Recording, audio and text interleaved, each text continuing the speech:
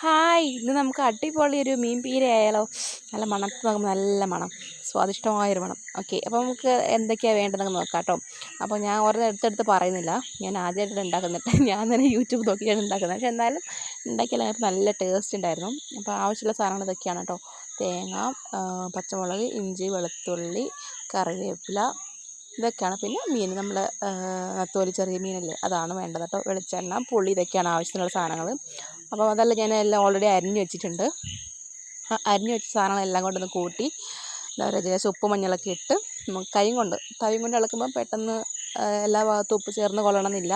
അപ്പോൾ കൈ കൊണ്ട് ഇളക്കുമ്പോൾ പെട്ടെന്ന് ആയി കിട്ടും. അപ്പോൾ നമ്മൾ കുക്കിങ്ങിന് വെളിച്ചെണ്ണ ആഡ് ചെയ്യുമ്പോൾ നല്ലൊരു ഫ്ലേവർ കിട്ടും, നല്ല അതിൻ്റേതായ ഒരു പ്രത്യേക ഒരു മണമുണ്ട്.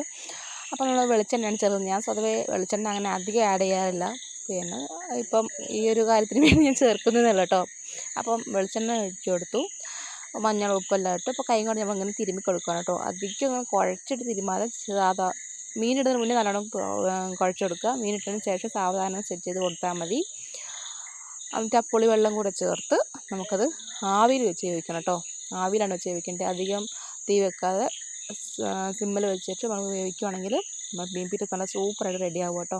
കാരണം ഞാൻ മീൻ ഇടുന്നുണ്ട്, ലേശം മീൻ എടുത്തുള്ളൂ ഞാൻ കേട്ടോ. ആദ്യമായിട്ട് ഉണ്ടാക്കുന്നതുകൊണ്ട് ഞാൻ ലേശം മീൻ എടുത്തുള്ളൂ. അപ്പം മീനും കൂടി ഇട്ട് നമുക്കൊന്ന് സെറ്റാക്കി നമുക്ക് ആ വെച്ച് ആവിയിൽ വെച്ച് നമുക്ക് വേവിച്ചെടുത്താൽ നമ്മൾ സൂപ്പറായി നല്ല സ്വാദിഷ്ടമായി നമ്മുടെ മീൻ പീര റെഡിയായി. പക്ഷേ സത്യം പറയാലോ, ഞാൻ ആദ്യമായിട്ടാണ് വെച്ചത്, എനിക്ക് തന്നെ എന്താ പറയുക, നല്ല ഇഷ്ടപ്പെട്ടു, നല്ല സൂപ്പർ ടേസ്റ്റൊക്കെ ആയിരുന്നു കേട്ടോ.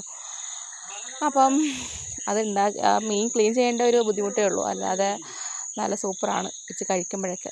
പുളി മുളക് ഇട്ട് വെച്ചാൽ നല്ലതാണ്.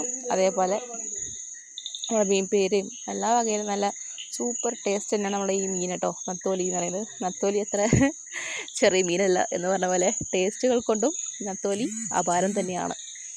അങ്ങനെ അപ്പം ഏകദേശമൊക്കെ അങ്ങനെ ആയി വരുന്നുണ്ട്.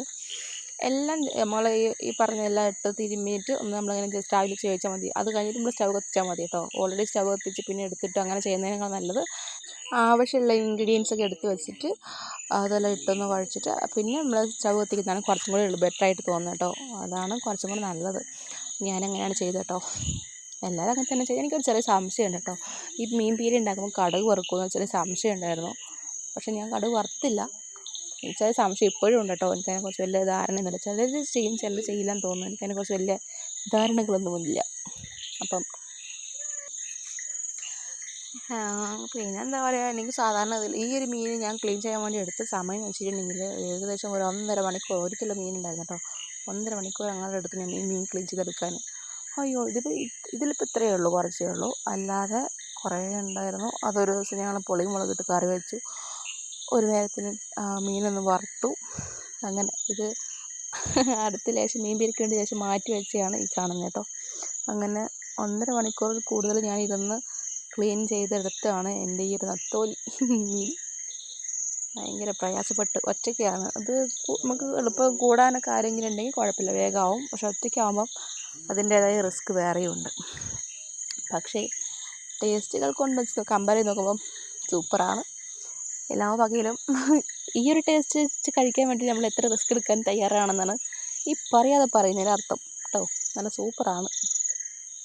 അപ്പോൾ നമ്മുടെ മീൻ പീര നല്ല റെഡി ആയിട്ടുണ്ട് കേട്ടോ. അപ്പോൾ അതിനുള്ള ചെറുതായിട്ട് വെള്ളമെല്ലാം മാറ്റി ഒന്ന് സൂപ്പറായിട്ട് വന്നിട്ടുണ്ട്. നമ്മൾ ഫ്ലെയിം ഓഫ് ആക്കുവാണ്. ആ ഒരു വെളിച്ചെണ്ണേൻ്റെ മണമില്ലേ, വൗ സാൻ്റെ സാറേ, നല്ല മണം.